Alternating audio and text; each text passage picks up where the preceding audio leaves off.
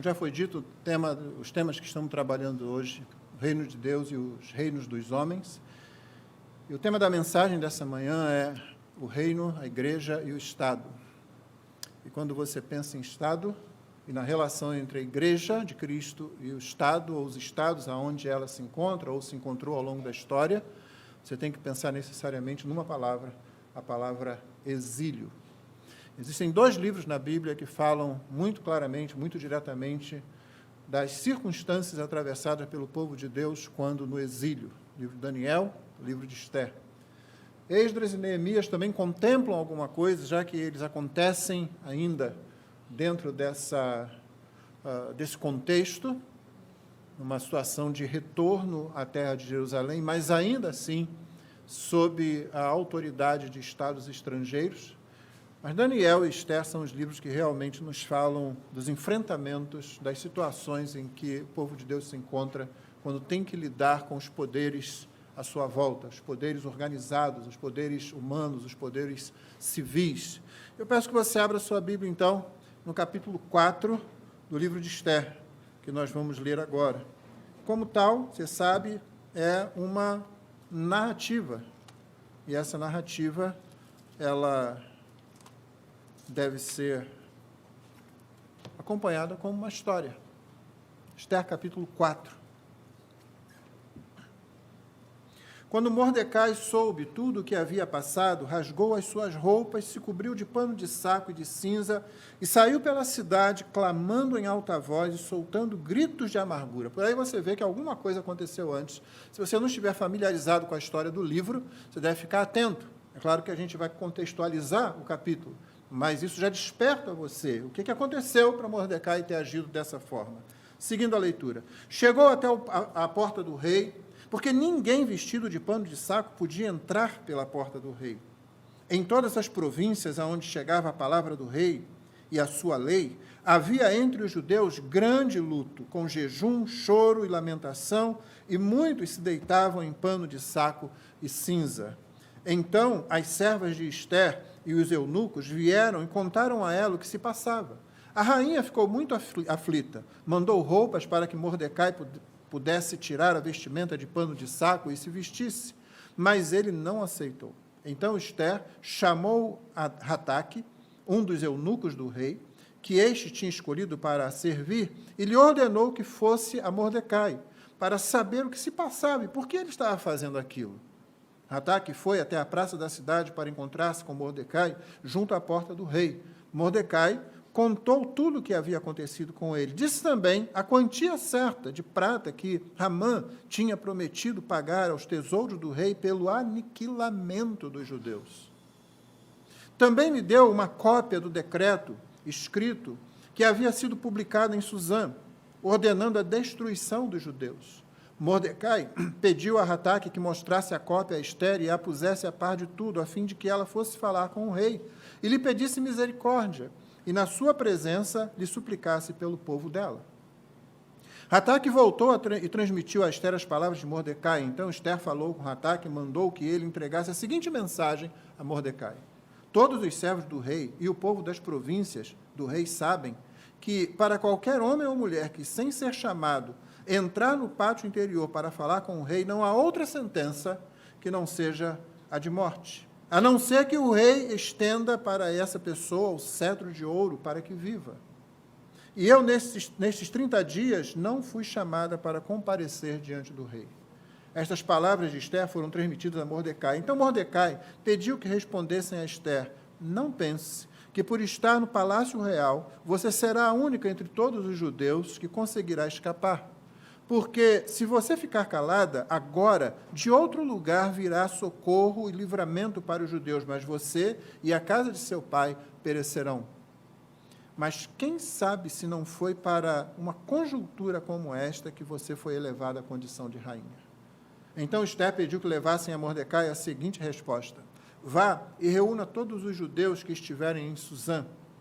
Jejuem por mim. Não comam nem bebam nada durante 3 dias, nem de noite, nem de dia. Eu e as minhas servas também jejuaremos. Depois irei falar com o rei, ainda que seja contra a lei. Se eu tiver de morrer, morrerei.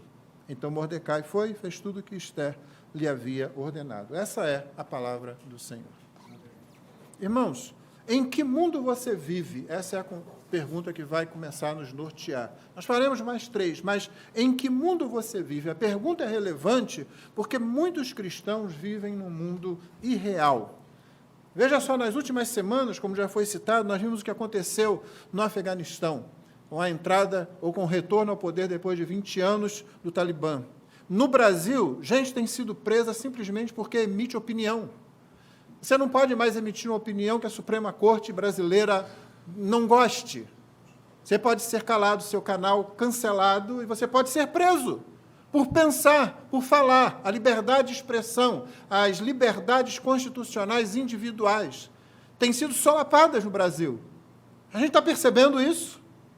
No Canadá, um processo de $200 mil foi movido por um ex-pastor contra uma igreja, porque esse pastor resolveu mudar de sexo.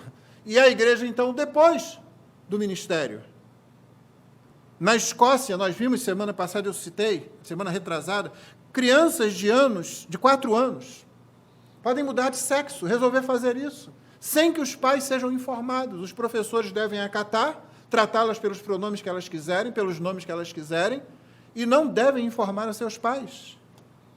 A situação de fome, de miséria, de opressão, nós já conhecemos como ela atinge uma grande parte do planeta.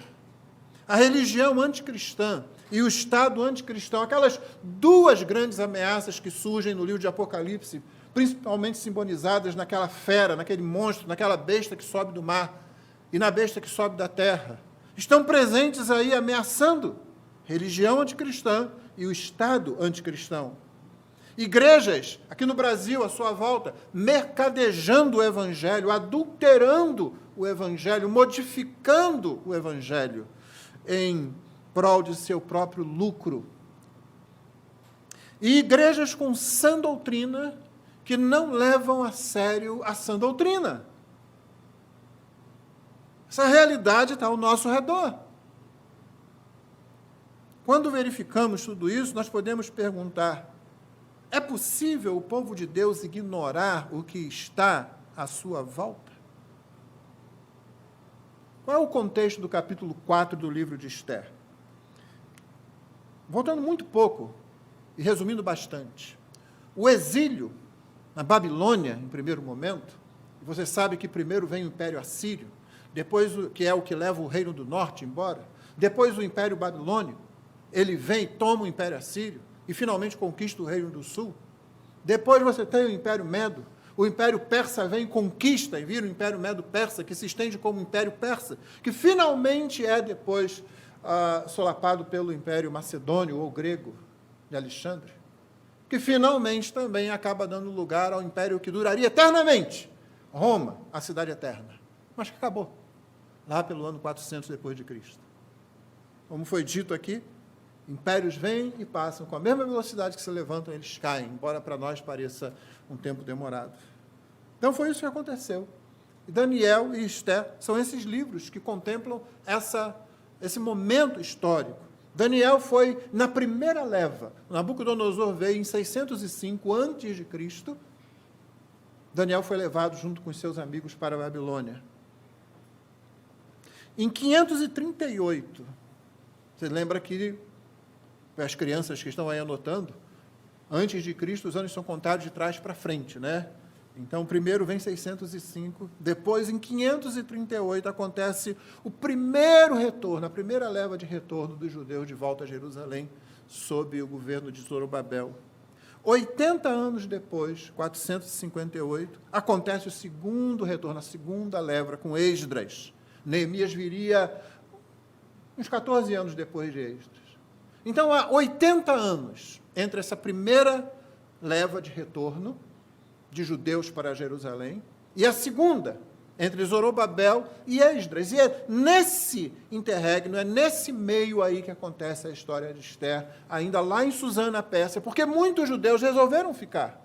Muitos judeus não quiseram voltar. Abrindo um parênteses, vamos lembrar que mais tarde, esses serão aqueles que espalharão sinagogas, que serão os pontos de apoio do ministério apostólico, principalmente de Paulo, quando a igreja vai crescendo. Isso não aconteceu aleatoriamente. Tudo isso não aconteceu porque Deus perdeu o controle, mas porque Deus justamente estava fazendo tudo o que disse que ia fazer e controlando todas as coisas. É uma coisa importante para a gente essa cronologia. Por quê? Porque quando estamos no livro de Esther,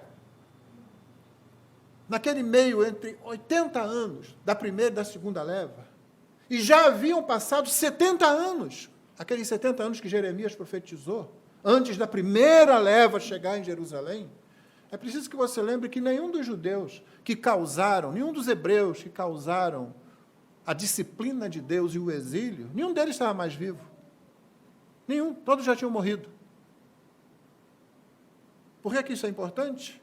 Porque o que acontece agora no livro de Esther, no capítulo 3, que causa o capítulo 4, não foi por culpa de Israel. Diferentemente do exílio na Babilônia, que foi autoimposto, no sentido de que o povo de Deus só pode ser mandado para o exílio se peca contra Deus, se abandona a Deus, se ignora a Deus. Não são os poderes do mundo que fazem isso. O povo de Deus foi disciplinado e, por isso, levado para o exílio por causa do seu próprio pecado. Mas agora não é isso que está acontecendo. O que acontece com eles agora é injustiça e crueldade gratuitas. Mas ainda assim nós precisamos examinar como o povo de Deus está atuando lá nessas circunstâncias. Mesmo que não seja culpa do povo de Deus, o que está acontecendo aqui, o que nós lemos e o que vamos investigar agora.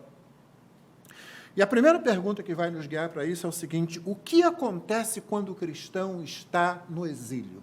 O que acontece quando o cristão está no exílio? Sim, porque nós estamos no exílio, já vamos verificar isso mais adiante. Mas quando o povo de Deus está no exílio, o que pode acontecer? Algumas coisas podem acontecer. Primeiro, o cristão pode se separar e se isolar. Vamos entender, irmãos, que nós não chegamos no céu, nós estamos numa jornada, numa caminhada, e por isso devemos entender que estamos no exílio, não estamos na nossa pátria final, não estamos no Éden que ficou lá para trás, nós estamos no exílio. Por isso nós somos tratados como peregrinos em muitos pontos da Escritura. E uma das coisas que pode acontecer é justamente isso. O cristão se separa da sociedade, ele se isola, porque ele não se vê mais parte daquele grupo. É o que aconteceu, por exemplo, com o início da evangelização no Brasil. Os missionários que vieram para cá, estrangeiros, obviamente, não se envolviam com a cultura, não se envolviam com a política, e muito disso passou para a própria igreja no início, de modo que a igreja ficava separada, não somente da política, mas de aspectos culturais. Festas, coisas folclóricas foram rapidamente relacionadas com qualquer coisa maligna e tidas como pecado. E eu me lembro que, quando me aproximei da igreja, crente era ensinado assim, não se envolvia com política. E se envolvesse, seria sempre dentro de uma única ideologia. Os monges no século IV fizeram a mesma coisa. Quando a igreja começou a se expandir muito, todo mundo começou a entrar, eles foram embora para o deserto. Tiveram que ser corrigidos.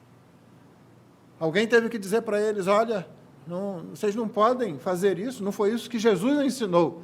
A igreja ficou ruim, o mundo é ruim, agora a gente se isola em alguma caverna lá no deserto.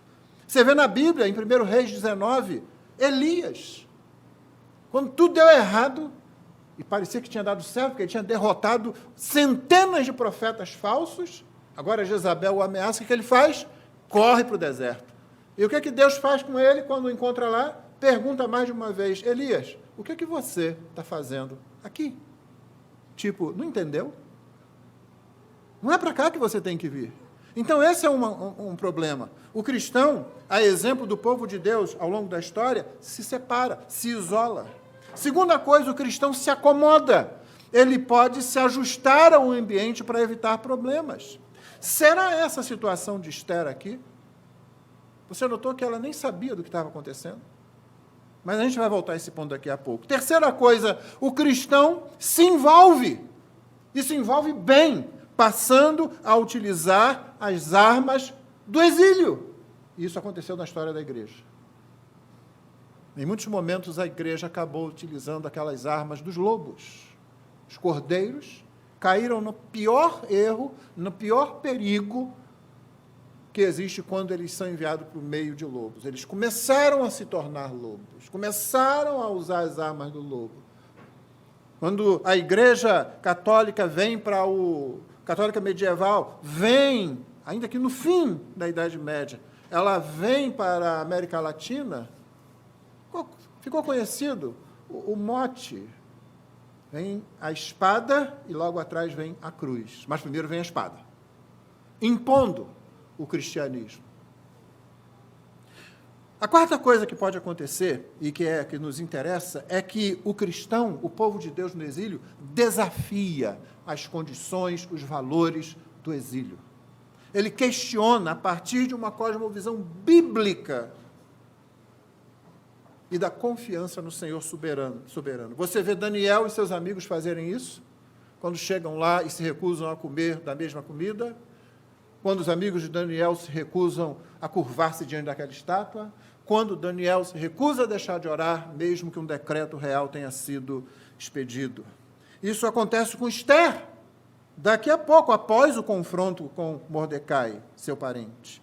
Isso aconteceu com os apóstolos, que após a descida do Espírito Santo se mostraram ousados, inclusive, para enfrentar as autoridades constituídas. Isso aconteceu na Alemanha nazista, com a igreja confessante, aquela igreja que resistiu. Uma parte da igreja luterana acabou se tornando apoiadora do sistema, sem compreender, se deixando levar por mentiras, na base de que eles eram autoridade constituída, o nazismo, e se calou. Mas uma parte da igreja resistiu, ficou conhecida como igreja confessante. E num sermão, um sermão sobre história, eu vou abordar mais a igreja confessante. Mas essas são coisas que podem acontecer e que respondem à nossa primeira pergunta. O que acontece quando o cristão está no exílio? Ele pode se isolar, se separar, entrar numa bolha. Ele pode se acomodar para evitar problemas. Ele pode também se envolver, mas a tal ponto de que ele é absorvido, seus valores são absorvidos pelo que está à sua volta, e ele passa a agir, a utilizar-se das mesmas armas, a pensar do mesmo jeito. Ou ele pode desafiar tudo aquilo que está à sua volta, confiando em Deus e numa cosmovisão bíblica. A segunda pergunta, e essa agora é para nós aqui, posto isso, você percebe que está no exílio? Você percebe que você e eu, nós estamos no exílio? Meu irmão, enquanto não estivermos sobre o governo soberano de Cristo, no fim dos tempos, nós estamos no exílio, caminhando para lá. É possível que Esther tivesse acomodado? Voltamos àquele ponto que já indiquei anteriormente. É possível. Olha a palavra de Mordecai para ela no verso 13. Não pense que por estar no palácio real, você será a única entre todos os judeus que conseguirá escapar.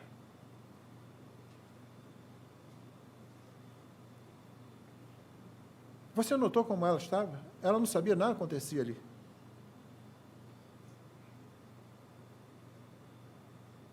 A vida de uma rainha, de uma mulher mesmo, de uma rainha, não era como você vê em muitos filmes por aí, não. E nem como as rainhas que agora existem, pelo menos em parte do globo terrestre.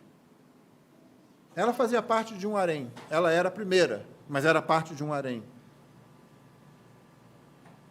Assuero tinha se apegado muito a ela, mas ela ainda era a rainha, e ainda era, em última análise, algo que ele podia usar quando quisesse. Foi assim que ela foi levada para o palácio. Os historiadores dizem que o banquete que dá início ao livro, aquele em que Vasti, a rainha, não quis comparecer, foi o mesmo que durou muito tempo, 6 meses, e quando Assuero estava fazendo aquilo, ele reuniu, tinha tantos militares e autoridades ali, porque ele estava planejando a sua invasão à Grécia, a sua guerra contra os gregos. 3 anos depois, ele volta derrotado. Não é o fim do seu império, mas ele volta derrotado.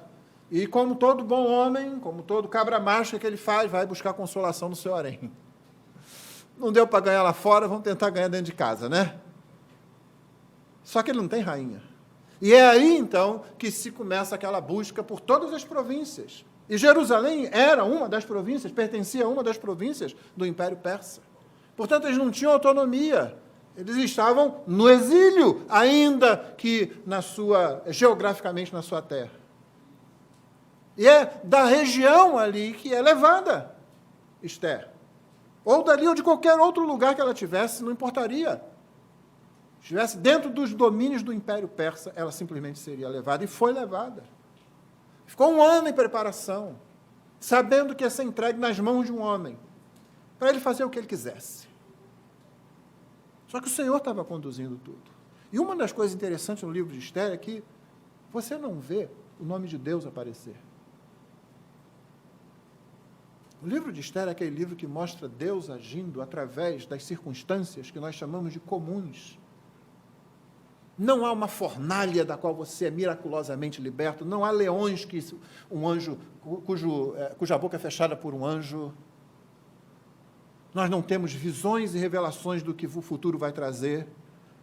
Nós temos mecanismos sendo usados, mecanismos civis, nós temos a máquina do Estado acontecendo e rodando, para que a gente aprenda que Deus ainda está agindo, irmãos. Não se deixe impressionar, é claro que impressiona, quem não ficou, só alguém sensível com aquela figura de gente se agarrando à roda de avião. Eles encontraram restos de pessoas, quando o avião pousou, ainda preso lá na roda. Um jogador de futebol conhecido, um afegão, foi uma das pessoas que caiu, o corpo foi reconhecido, depois que caiu do avião. Como isso não vai deixar a gente impressionado? Mas não faça daquilo a base para olhar o que está acontecendo à volta, porque nem sempre o nome de Deus vai aparecer, mas não significa que Ele não esteja controlando tudo. Esse é aquele momento que você vira pentecostal e diz, aleluia, glória a Deus, não fica aí calado simplesmente me olhando. Deus está no controle dessa situação, de todas aquelas que eu citei no início. Mas a acomodação é uma tentação constante. Por causa disso, Paulo clama em Romanos 12, 2, que aqui eu cito na versão revista atualizada, porque ela é mais contundente. E não vos conformeis com este século, mas transformai-vos pela renovação da vossa mente. Um dos problemas da gente entender santidade somente como um aperfeiçoamento da vida cristã, como aquele processo, é o seguinte: você esquece que você é peregrino em terra estranha, você esquece que não chegou ao céu, você esquece que está no exílio. Por que eu estou falando isso? Hoje à noite eu começo uma nova série na primeira carta aos Coríntios, que eu acho que é sempre uma boa visão para a gente compreender igreja e igreja local. E você vai ver logo no início da carta que santidade é a característica determinante da igreja. Mas quando se fala santidade ali no início da carta, e em muitos textos do Novo Testamento que a gente confunde, não está se falando daquela progressão na vida cristã, onde o pecado vai se tornando cada vez mais raro e a gente vai se tornando mais perto, vai ficando mais perto de Deus. Não. Santidade, na maioria dos casos, aponta para aquela separação de coisas, de pessoas que são colocadas à parte para o uso exclusivo de Deus. E é isso que nós somos povo santo, não porque expressemos isso na nossa vida o tempo todo, embora deveríamos, não porque sejamos puros ou caminhando para a pureza como deveríamos estar, mas somos primariamente santos porque fomos separados, deslocados do resto da humanidade, não por nosso querer, não por nosso fazer, mas pela bondade, misericórdia, graça e poder soberanos de Deus. Então, quando a gente pensa em santidade equivocadamente, a gente esquece disso. E quando a gente esquece dessa separação, a gente começa a não entender que a gente está no exílio, a gente está separado, a gente faz uma jornada por terra estranha. Quando você entende que Deus separou você das outras nações, o senso de deslocamento, de inadequação, retorna. É quando eu não fico satisfeito com as coisas. Estava lendo um excelente livro que a Trinitas lançou recentemente, A Beleza de Cristo, de Samuel Rutherford. E logo no começo, assim, ele diz, há necessidades que são colocadas em nós por Cristo, para que você nunca fique satisfeito com as coisas que estão aqui. O cristão é, por isso, insatisfeito, mas tem que ter esse senso de inadequação, de deslocamento, de não pertencimento. Nós somos seres que vivem numa certa dicotomia, numa esquizofrenia, se você quiser. porque somos cidadãos daqui e ainda assim somos peregrinos também. Veja o exemplo de outra pessoa que tentou se acomodar sem muito êxito, e é citada por Pedro na sua segunda carta, Ló. Mas livrou o justo Ló, que ficava aflito com a conduta libertina daqueles insubordinados. Você lembra de Ló, sobrinho de Abraão, que escolheu aquela beleza que era aquela parte do Jordão, com as campinas, que ia lá para perto de Sodoma e Gomorra? E ele se instala lá, ele tenta se encaixar lá, mas tem alguma coisa dentro dele. Ele passou tempo demais com Abraão, ele passou tempo demais ouvindo de Deus, ele passou tempo demais contaminado que foi. E é por isso que ele é chamado de justo, em 2ª carta de Pedro, capítulo 2, verso 7.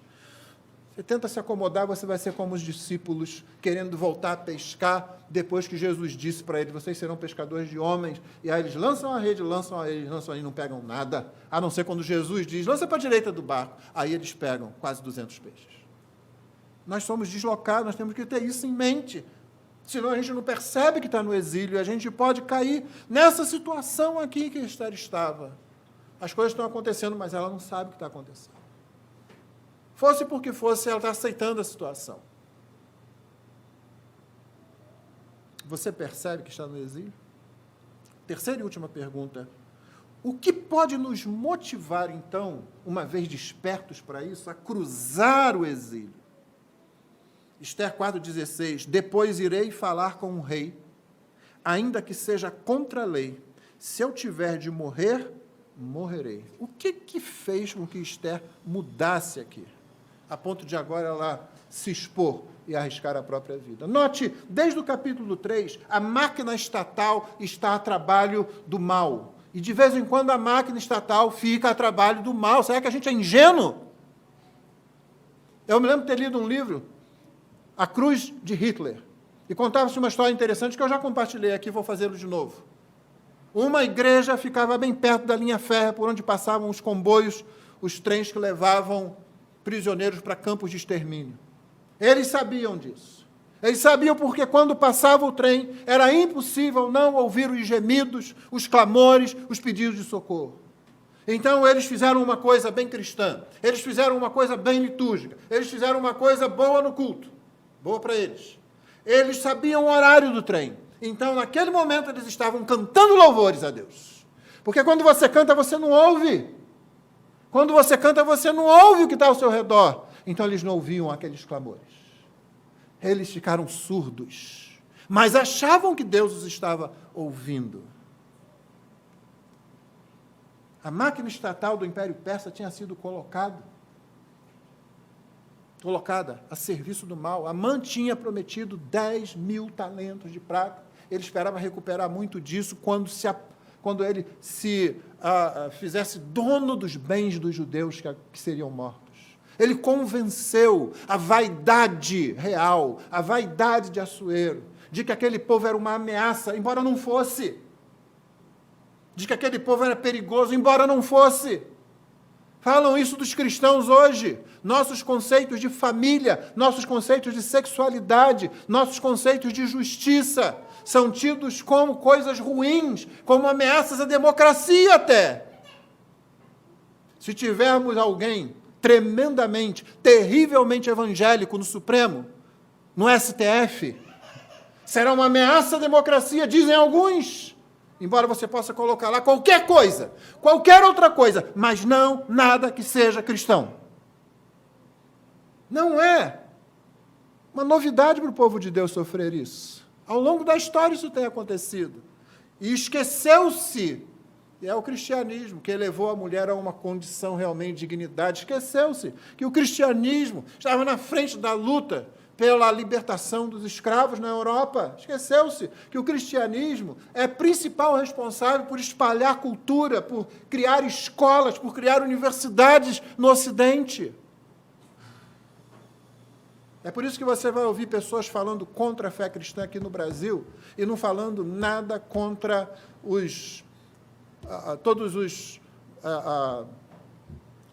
as atitudes, as decisões cruéis, violentas que o Islã toma em outras partes do mundo.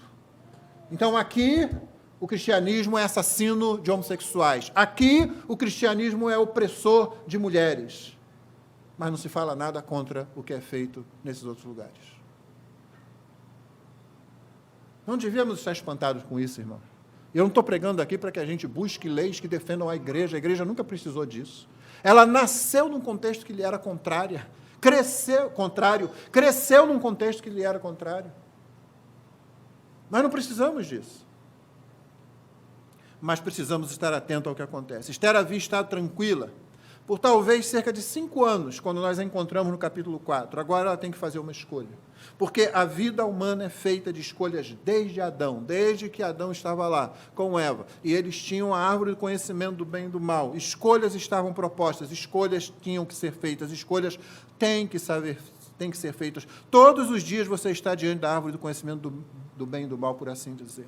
Todos os dias você escolhe se confia em Deus, se confia em si mesmo, em si mesma. Veja esse esquema bíblico numa estrutura de ensino, promessa que a gente encontra em Provérbios 3, 5, 8.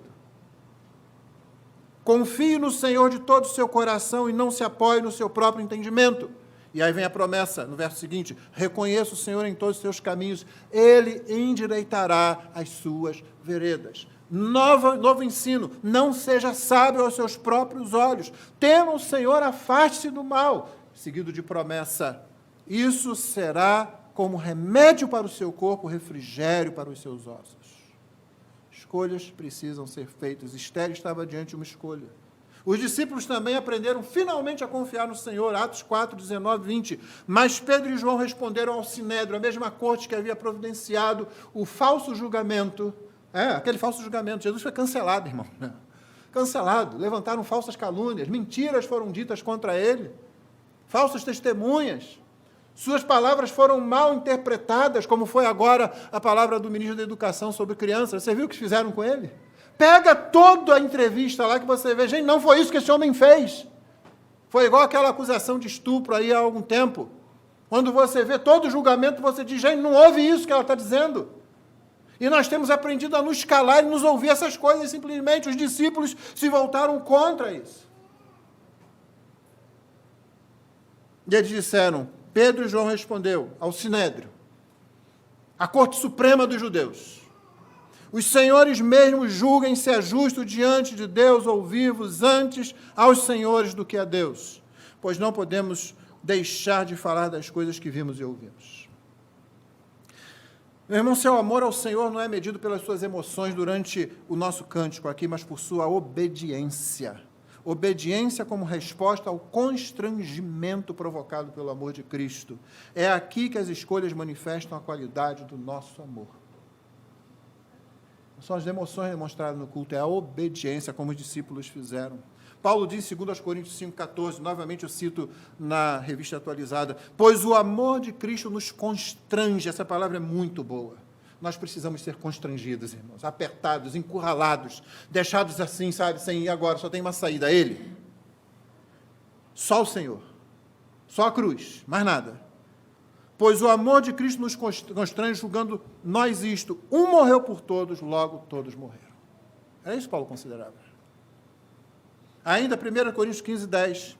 Mas pela graça de Deus sou o que sou. E a sua graça me foi concedida, não se tornou vã. Pelo contrário, trabalhei muito mais do que todos os outros apóstolos. Todavia não eu, mas a graça de Deus comigo. Isso foi depois de Paulo ter se autodenominado, ao contrário dos apóstolos que a gente tem por aí, Paulo se autodenominou o menor dos apóstolos. E ele diz assim, o amor de Cristo me constrange, então agora eu só posso fazer uma coisa, responder em amor intenso, em intensa obediência. É assim que o seu amor a Cristo é demonstrado, é pela obediência ao Senhor Jesus. Mas notemos que Paulo faz essa afirmação no contexto da ressurreição. Em última análise, o que nos impulsiona à frente durante o tempo de peregrinação no exílio é a visão da eternidade, a visão da nossa pátria celestial. É isso que impulsionava Paulo. E foi isso que impulsionou Esther. Ela não vendeu a vida dela simplesmente de graça, não. Ela antes disse, jejuem. O nome de Deus não aparece, mas você sabe o que significa quando um judeu jejua. O nome de Deus não aparece, mas ela disse, jejuem vocês. Nem comida nem água, eu também vou fazer isso. As minhas servas também vão fazer isso. e aí eu vou para o que quer que Deus traga para mim. Duas observações de C.S. Lewis nos vêm à mente aqui. Primeiro, a eternidade é a única resposta adequada ao sofrimento. Não tente achar a resposta adequada ao sofrimento em outra coisa. Em alívios aqui e ali. Só a eternidade, a promessa da eternidade, os galardões do Senhor.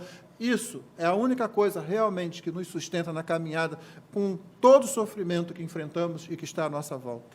Segunda coisa que Lewis fala nos seus escritos, aqueles que têm a mente na eternidade se tornam mais relevantes para essa vida.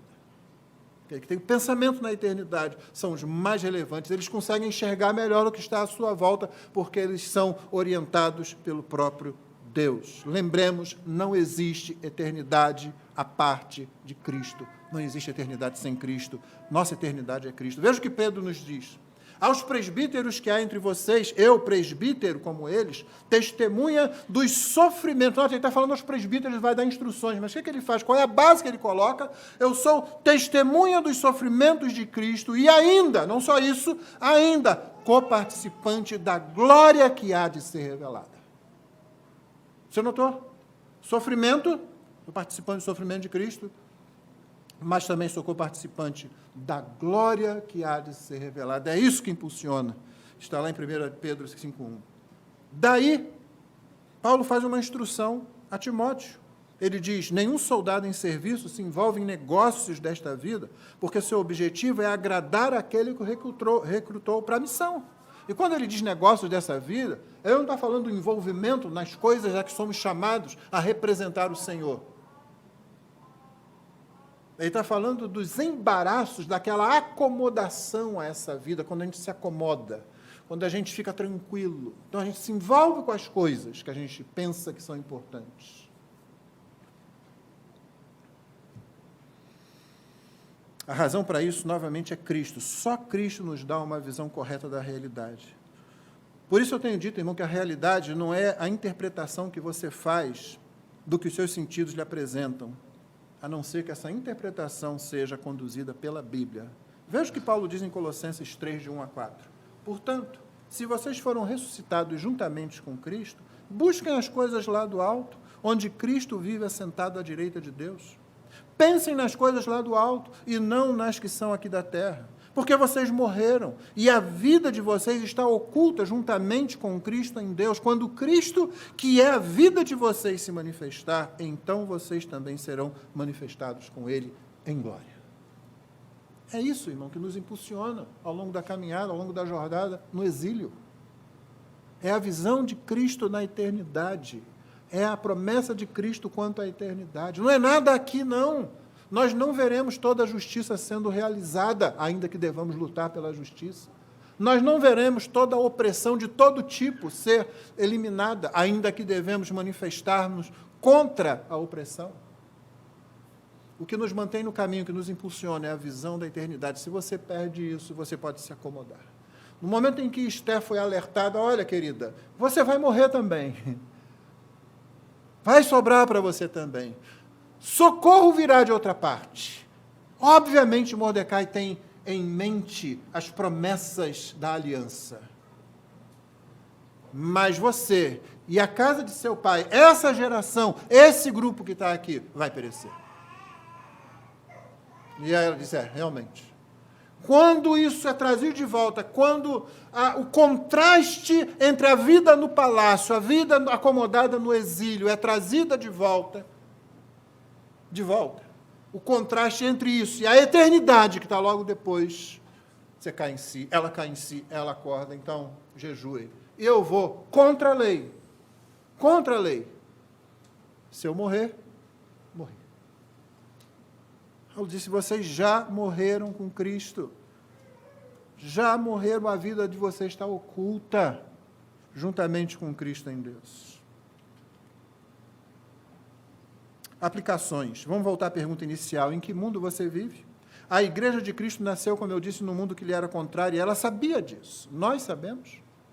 Veja um homem que perdeu de vista o que acontecia à sua volta.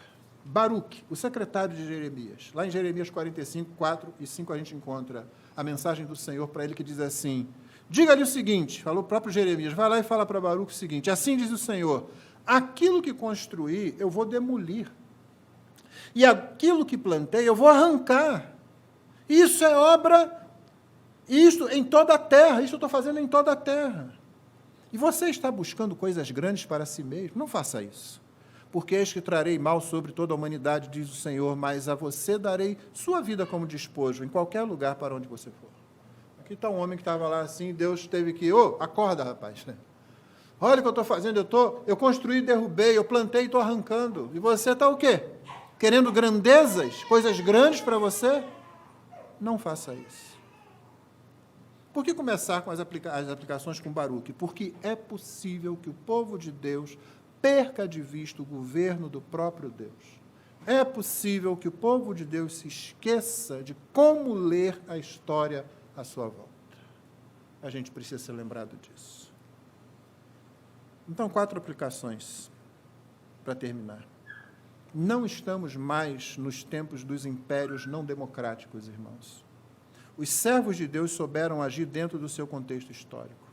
Daniel, seus amigos, Esther, Paulo, todos eles se utilizaram da legislação que havia e reagiram e interagiram com ela, como povo de Deus. Nós precisamos fazer a mesma coisa. O nosso Estado é supostamente democrático de direito. Crentes não podem ficar alheios a isso, senão eles acham que simplesmente tem que se submeter a qualquer autoridade, a tudo que é dito, sem o crivo, sem desafiar as condições do exílio. Segundo, a omissão continua sendo pecado, sempre que Cristo bate a nossa porta. E Cristo bate a porta da igreja. Aliás, a única vez que se diz que Cristo está batendo a porta de alguém é a porta da sua própria igreja. Toda vez que ele demanda que nós anunciemos a sua palavra, omissão é pecado. Esther ia deixando passar essa oportunidade. Não fazer uma escolha é escolher. Você não consegue ficar neutro. A omissão já fez uma escolha, e geralmente faz a escolha pelo lado errado. A igreja confessante, que eu citei há pouco, fez uma escolha muito difícil. Mas, como eu disse, eu vou voltar a ela em outro momento. Terceira aplicação. A palavra ainda é a única luz para iluminar nosso caminho. Salmo 119, 105. Lâmpada para os meus pés é a tua palavra, luz para os meus caminhos. É pela palavra que você analisa, que você julga, que você passa as coisas pelo crivo. Tem que ser por esse filtro, para que você saiba o que fazer, quando dizer sim, quando dizer não. Quarta e última. Nada disso, o fato de que nós não estamos mais num império não democrático, e temos que atentar para isso, o fato de que a omissão continua sendo pecado, nós precisamos fazer escolhas, o fato de que a palavra ainda é a única luz para iluminar nosso caminho. E esse último corroboro que eu vou dizer, nada disso altera os fatos de que, primeiro, nossa confiança está sempre em Deus. Quando Paulo diz ao seu sobrinho, fala com o comandante, estão querendo me matar, e ele é levado de Jerusalém, quando Paulo diz, apelo para César, ele não está confiando menos em Deus, está utilizando simplesmente os mecanismos que o império colocava à disposição de um cidadão romano. Nossa confiança, mesmo quando usamos esses mecanismos, ainda está em Deus, em última instância. É nele que nós confiamos. E segundo, nossa esperança está na eternidade, como eu disse, que é aquilo que nos motiva a seguir. Nossa esperança não está em ver um mundo, o paraíso estabelecido na Terra. Isso não vai acontecer. Ideologias diversas querem trazer a ideia de que nós vamos mudar isso aqui, vai ser uma maravilha, com todos dando a mão juntos e cantando Kumbaya, Senhor. Não vai acontecer. Não, não vai. Nossa esperança ainda está na eternidade, que, aliás, nos motiva a seguir em frente. Irmãos, que Deus nos abençoe e que nós aprendamos a lidar com os estados que se colocam à nossa volta, do jeito correto, seguindo o exemplo que a Escritura ordena. Os bons exemplos, não os momentos de fraqueza. Vamos lembrar de uma coisa muito importante quando você ler esses livros, que eu ouvi há pouco tempo e que me fez muito bem relembrar. Todas as pessoas, como Mordecai, Esther, Daniel, seus amigos, todos eles precisam de redenção em Cristo.